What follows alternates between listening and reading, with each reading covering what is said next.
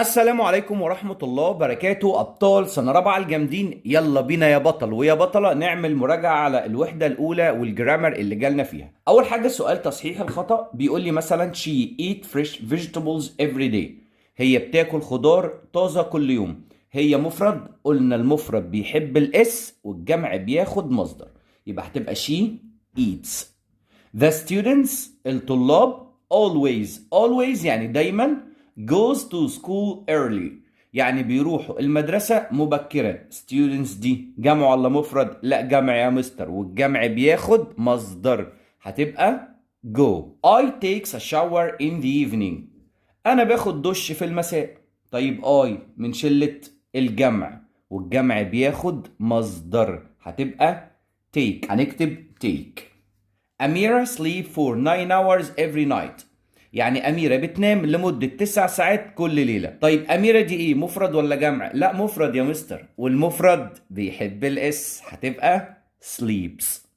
She study English every day. هي بتذاكر إنجليزي كل يوم. شاطرة والله العظيم إن أنت بتذاكر إنجليزي كل يوم. طيب she مفرد، والمفرد بيحب الإس، ولكن خد بالك بتنتهي هنا بواي وقبلها حرف ساكن اللي هو حرف الدي، بنشيل الواي ونحط اي اي اس، هتبقى studies. The teacher المدرس help me read stories. بيساعدني ان انا اقرا قصص. يا مستر هو دايما القوسين بيجوا على الفعل، هنا جاي على الفاعل، ازاي الكلام ده؟ طب انا هقول له ايه يا مستر؟ بص كده، بص للفعل ده مصدر ولا في اس؟ لا مصدر. مين اللي بيحب المصدر؟ الجمع بياخد مصدر. طيب teacher لو حبيت اجمعها هعمل لها ايه؟ هضيف لها اس، هتبقى ايه؟ teachers، هتبقى the teachers، يبقى teacher هيبقى teachers. the girls البنات، بص فيها اس اهي، جمع كده على طول، ماشي، الجمع بياخد مصدر. watches TV at 7 p.m. بيتفرجوا على التلفزيون الساعة 7 مساء، يبقى هتبقى watch بس من غير الاي اس. he have a cat at home.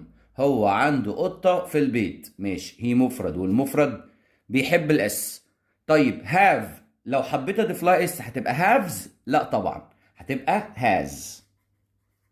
خد بالك المفرد بياخد has والجمع بياخد have، يعني يمتلك او يتناول. هنا طبعا جايه بمعنى يمتلك. my dad بابا a cup of tea فنجان شاي. طيب my dad ده ايه؟ مفرد يا مستر، والمفرد بيحب الاس، هتبقى drink ولا drinking ولا drinks؟ لا طبعا يا مستر، هتبقى drinks. She pays to bed at 10 p.m. هي بتروح تنام الساعة 10 مساء. ماشي يا مستر، she مفرد والمفرد بيحب الاس، هتبقى goes.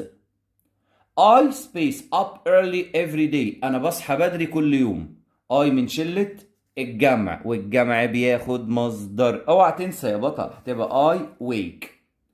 علي علي عادة exercise in the garden يعني بيعمل تمرين في الحديقة. طيب ماشي، علي ده ايه؟ مفرد، ينفع نقوله do مع مفرد؟ لا، امال هنقوله مين؟ does. water the plants every day بيروي النباتات كل يوم. طب انا مش عارف مين الفاعل يا مستر، هعمل ايه؟ شبه ما عملنا في السؤال التاني لو تفتكر، بصينا على الفعل فيه اس ولا مصدر؟ لا ده يروي عادي، ده ما فيهوش اس يا مستر، ده مصدر. طب مين اللي بياخد مصدر؟ الجمع بياخد مصدر. طب هي جمع؟ لا طبعا. شي جمع؟ لا. they طبعا they، هنختار they. الموضوع سهل جدا جدا، امشي بمبدأ شلة المفرد اللي هي وشي وات واي اسم مفرد بنضيف للفعل اس او اي اس او اي اي اس. شلة الجمع اللي هي اي ووي ويو وذي واي اسم جمع بنحط الفعل زي ما هو في المصدر. وشكرا جدا جدا ليك يا بطل ويا بطلة.